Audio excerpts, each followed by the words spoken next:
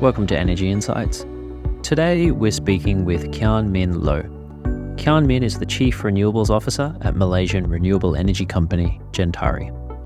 In this episode we talk to Kian Min about who Gentari is, what kind of projects it's working on, the current state of renewables in Southeast Asia, Malaysia's renewable energy push and net zero goals, foreign investment support for clean energy expansion in Southeast Asia, energy security in Malaysia, energy subsidies, and the role of gas in the energy transition. It was great to get Kian Min's voice on the show, and I hope you enjoy the conversation.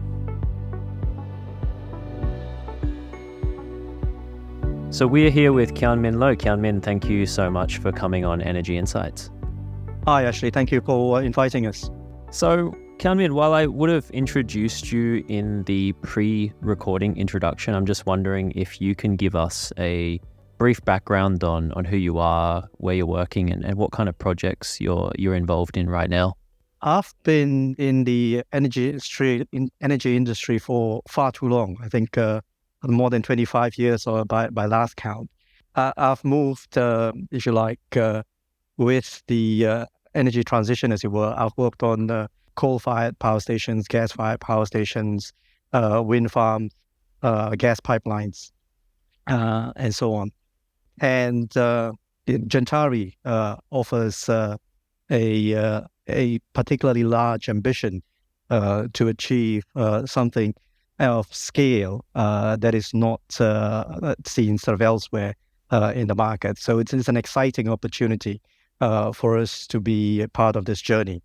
Now, so you mentioned Gentari. I'm just wondering if you can give us a kind of brief overview of what Gentari is and who Gentari is and what you guys do. Gentari is set up by Petronas. We are 100% subsidiary of Petronas. And what we do is that we offer low carbon solutions through, at this point in time, three core pillars. First, renewable energy. Second, hydrogen. And thirdly, green mobility. Just double checking, Gentari, just for people who don't know, Gentari is based in Malaysia, correct? Correct. All right. So I guess a good place to get started would be seeing or getting you to describe what kind of work Gentari does, not only in Malaysia, but also internationally. I'm just wondering, how many countries is it working in right now? And can you think of any recent highlights that kind of stood out for you? Okay. Why don't I go back a bit and say, in terms of what we want to achieve as our sort of vision and mission, and then, into details as to what we're doing in each of the countries that we are present in. I think firstly, in terms of renewables, we aim to be a very large and leading generation utility scale renewable energy provider. We aim to be, to build out more than 30 gigawatts of capacity by 2030, serving commercial, industrial, and retail customers. Okay. In terms of green mobility, we want to be Asia's preferred green mobility solutions provider, and we want to capture more than 10% of the market share across key markets in Asia Pacific by 2030. In terms of hydrogen, we want to be a scale hydrogen producer and a go-to industry partner. We aim to produce more than 0.7 million tons of clean hydrogen per annum by 2030, serving industrial, power, and transportation customers. Now, I know those are large dreams, but it is backed by significant capital as well as a large number of energy professionals who believe that we can deliver this truly exciting journey that Gentari has embarked upon. In terms of the countries that we are focused today, we are now present across for the renewable space across three markets: in Malaysia, in India, and in Australia. In Malaysia, obviously, home base for Gentari. We would obviously like to build out our capacity in this market. We think that we play a significant role in helping Petronas to decarbonize its existing businesses, but we also like to build out the renewables energy within Malaysia. We have signed a strategic collaboration agreement with Sarawak Energy to help diversify and enhance Sarawak's energy mix. And we've also signed MOUs with BMW in Malaysia to explore implementation of green mobility solutions as well as renewable energy deployment. During the recent Energy Asia Week that just has concluded last month, Gentari signed a few strategic collaboration agreements with Keppel and Sembcorp and Total Energies.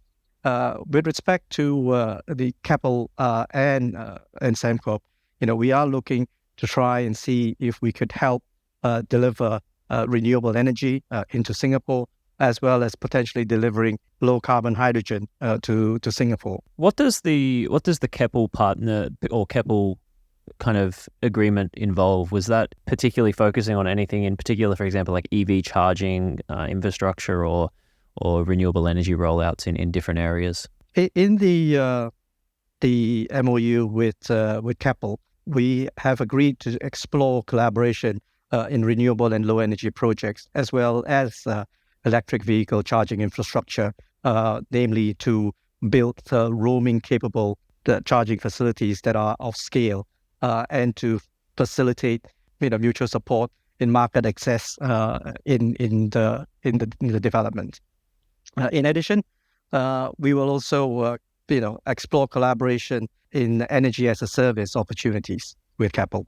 Which countries was that in? That would be across Singapore and Malaysia. Are you looking to expand those into different parts of Southeast Asia, or is that something that hasn't really been discussed yet? Not particularly with Keppel, but as a business, we are looking at collaborations across Indonesia as well as in Thailand for green mobility and sort of roaming charging capabilities. So I guess I wanted to move into some, what I would label as broader questions about Malaysia and Gentari's role in the clean energy transition. I was just wondering what your thoughts are on the current state of renewables in Southeast Asia. For example, is it on a good trajectory right now, or do you think that there are challenges like rising costs and inflation that are having an impact on renewables expanding in the region in general? I think the trajectory is definitely upwards. The region is demanding that we go towards the greener side of the energy equation. The energy transition is here and it's real. Southeast Asia, ASEAN, is a significant consumer of energy, and therefore they will need to decarbonize for the world to reach net zero. Now, what we have, I think, is that the renewable energy resource is here in Southeast Asia. And the challenge is for the exploitation of those resources. What we have seen in the last few years has been a continued decrease in terms of the cost of installation of renewable energies. And that has meant that a lot of countries have managed to install quite a significant number of megawatts in terms of renewable energy. So that, I think, will and should continue for the foreseeable future. Do you see what are the main challenges, do you think, that are facing Southeast Asia right now in terms of renewable energy rollouts? I think one is in terms of policy, in terms of clear goals by governments to ensure that there are clear policies and targets for renewable energy adoption. Two is investment in transmission lines. We'll see quite a number of markets where there have been quite large installations of renewable energy projects, but it's been curtailed simply because the transmission lines and the grid systems are not capable of delivering all of those resources, if you like. And thirdly, I think in terms of financing, clearly the world has benefited significantly from the low interest rate environment in the last decade or so. And presently, with the rising interest rates, that does present a significant challenge in terms of trying to get renewable energy cost to a lower number.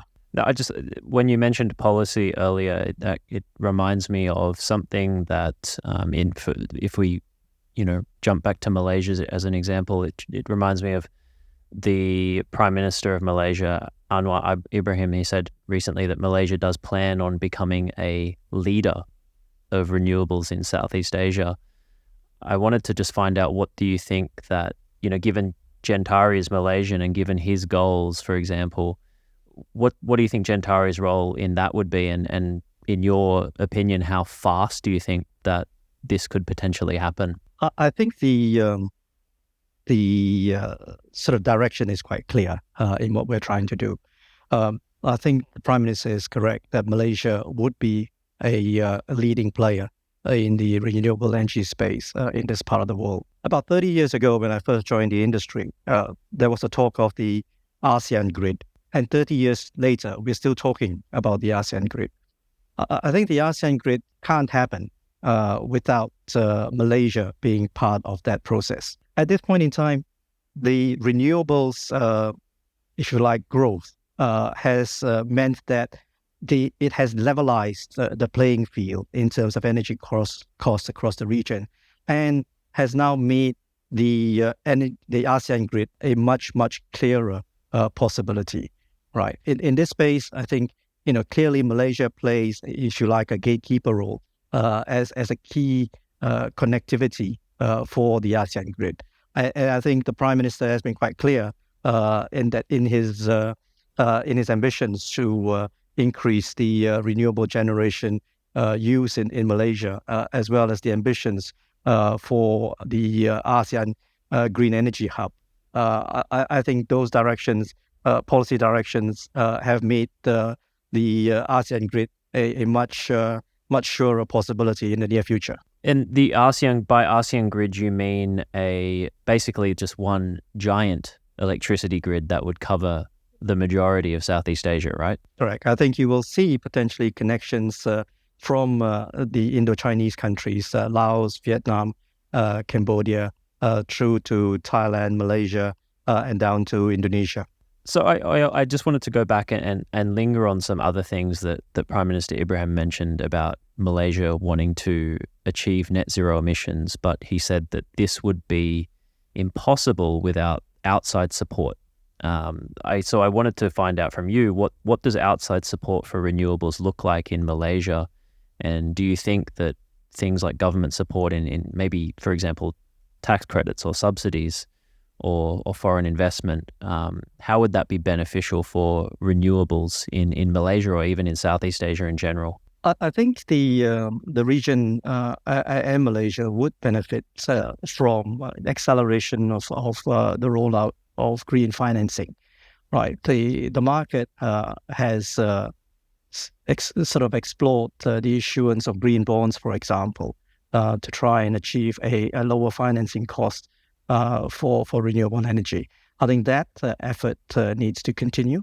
I think in terms of other countries in the region where political risk remains an issue, where the framework for the revenue models are not as robust as in other regions, we would then want to see the multilateral agencies, the ADBs and the IFCs and the MIGAs of the world stepping up and playing a bigger role in providing political risk covers for financing to occur in support of renewable energy projects in some of these countries in the region. What are your thoughts on, bearing in mind all those things you've said? It just reminds me of the Just Energy Transition Partnerships. Do you think, like the one that was made in Indonesia recently, do you think that something similar like that would be really beneficial for Malaysia, given what we've been talking about? I think in relation to Malaysia and the rest of the region, I think that is clearly very helpful. I think the world, if you like, or the Western world has benefited significantly from the use of fossil fuels in building their respective economies. And at this time, the global South, if you like, is also now trying to grow its economies. And they are essentially being told that they cannot use as much fossil fuels as the Western economies have used before. And that obviously will present a challenge because energy is a significant component in the building blocks of any growth in any economy. So as the world moves along this energy transition path, I think a clear and just energy transition program would be very useful for a lot of countries in the region to achieve that transition. Because if we are talking about creating almost a brand new energy infrastructure for each of these countries, which can ill afford, I think, spending more money on infrastructure while they are looking out for other social programs that is essential to move the country forward, both socially and economically. Yeah, there's definitely a big justice angle there as well, I think, and that kind of goes into a few more challenges it reminded me of, just in terms of, I guess, in Europe right now they're having a few difficulties with offshore wind projects in terms of financial returns on the renewables. Do you see the same challenges affecting Malaysia or Southeast Asia in terms of the returns on the investment? I think in terms of the region, offshore wind is not likely to feature significantly, simply because the resources won't be there. But I think the challenges of cost, I think, will continue to affect all of the countries. I think we've talked about financing as one with rising financing rates. That will clearly present a challenge to the end tariff that needs to be delivered at a increasingly lower and lower level. That I think remains the first one. The supply chain issues are clearly there. I talked earlier about replacing sort of almost entire energy infrastructure for respective countries. I mean, that means a significant amount of infrastructure that needs to be built. So supply chains will be an issue as we embark on this energy transition, as each country increases, if you like, exponentially the installation of renewable energy projects. What kind of in terms of renewable energy projects, what kind of focus is you mentioned that offshore wind in Southeast Asia in particular probably won't feature in a significant scale. I'm just wondering what kind of things that maybe in particular Gentari is looking at. Are you more solar focused, or are you more EVs and batteries, for example, or hydrogen? We'll look all of that. I think solar, I think, for the region will be key. There are some countries more blessed than others in terms of wind resources. I think so those countries will exploit that. I think you're looking at countries like Vietnam, for example, and Philippines, for example, where there are a bit more resources on the wind side. I think batteries will have to feature in each of these countries simply because we are looking at delivering an infrastructure that can deliver renewable energy on a 24/7 basis, and therefore we will have to look at the batteries. This is especially true in countries where there are little or no hydro resources, where in those countries the hydro facilities essentially will act as a battery for potentially time shifting of supply during periods where renewable energy is not available. In terms of other sort of renewable energy sources, some countries, Philippines and Indonesia in particular, have access to geothermal, and that can provide a significant amount of baseload renewable energy. When you mentioned baseload, it reminded me of the conversation that's going around right now in regards to energy security. Now, do you see any issues during this transition in Southeast Asia, for example, where energy security could maybe come up and become an issue where for example, baseload power is not being able to be provided from, say, renewables? So do you think that anything else can make up for that? So you mentioned hydro, for example, but is there anything else that you think that might have to play a role in the energy transition to kind of keep the energy security issue at bay? In the short and medium term, we see gas remaining as a transition fuel. Gas is still, if you like, the most transportable forms of energy for energy generation. That is, on the cleaner side of the equation. So we see that for the short and medium term. Going forward, we are exploring hydrogen as a way to deliver, power that is, potentially deliverable on a 24/7 basis. In regards to gas, I know that you mentioned Gentari is also working in Australia, and I read just before this call that Gentari is cleaning up or trying to clean up gas facilities in Australia. Correct me if I'm wrong, but gas facilities in Australia with renewables. Do you see this happening more in not only Australia, but do you see it happening in Malaysia as well, or elsewhere in Southeast Asia? How big do you think this can get, and do you think that there's more potential there? Definitely more potential. The collaboration that we signed with Total Energy to deliver renewable energy to the Gladstone LNG facility in Australia is clearly an example of decarbonization efforts that we are undertaking.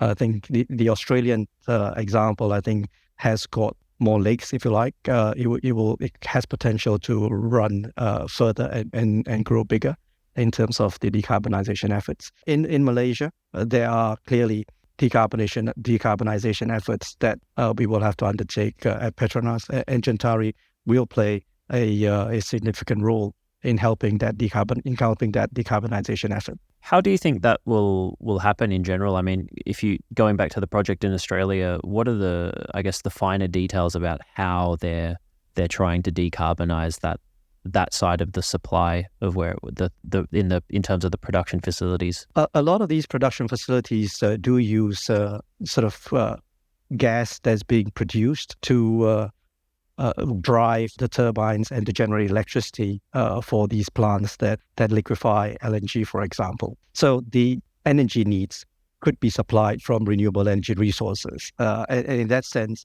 we will lower the carbon footprint of the entire facility, and therefore the molecules that are eventually being delivered. So that is one aspect. The second aspect is electrification of other processes. The more that we can electrify, the more we can then use renewable energy to drive the electrification process. Now, some critics, especially, I mean, I'm Australian, but then some critics here suggest that decarbonizing gas is kind of an ironic situation in terms of reaching net zero. How do you see that critique? Like, do you see that there's a conflict between cleaning up, say, a gas facility, but then using gas itself? I think, we are, as I said, in an energy transition, and gas will continue to play a role in that transition. I think simply because the world is not ready for a 100% renewable world. It will simply be too challenging and too expensive at this point in time to deliver immediately.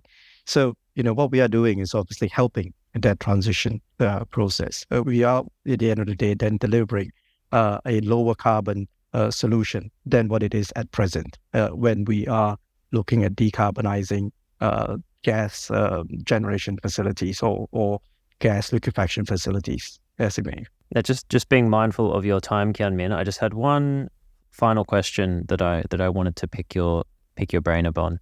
It's to do with subsidies, and I mean, not just in Malaysia, but also, in many countries, subsidies are used to make electricity cheaper. Especially, subsidies in coal, for example, are used all over the world. Do you see that the current energy subsidies, causing a challenge for the transition to cleaner energy systems? Do you see it slowing things down a bit, or do you think that this would be a relatively straightforward? Maybe we could just shift the subsidies that are being used for, say, coal into renewables. How do you see this all playing out? I think subsidies will have a role to play in the energy transition. I think, like it or not, the energy transition is going to be a very expensive exercise for the world. And like it or not, at the end of the day, will either be paid for by the consumers or the taxpayers, right? For us to embark on this net zero journey, there has to be the delivery of subsidy to be able to make some of these new energies work. For example, we are talking today about potentially delivering green hydrogen. That in itself is an expensive fuel today, right? You can compare that, if you like, to how wind and solar energy started, almost 20 years ago. They were very expensive to begin with. And the scale that it got to was driven initially significantly by the availability of subsidies in Europe, right? So I think we see a similar sort of situation playing out in the newer greener fuels like hydrogen. Hydrogen today is expensive in terms of green hydrogen, and for it to work, some level of subsidy will need to be delivered, whether by governments or by consumers or taxpayers. So one way or another, some party will have to meet the increased cost of these new fuels. Yeah, no, it's definitely a big job, that's for sure. And I share your thoughts on hoping this goes well. So, but Kian Min, thank you so much for coming on. I really appreciate your time and your insights. It was great to get you on here. Thank you very much, Ashley. If you found this episode valuable, please don't forget to subscribe to our channel, share it with your friends or colleagues, and visit our website at energytracker.asia for more. Thanks again for listening, and I'll see you next time on Energy Insights.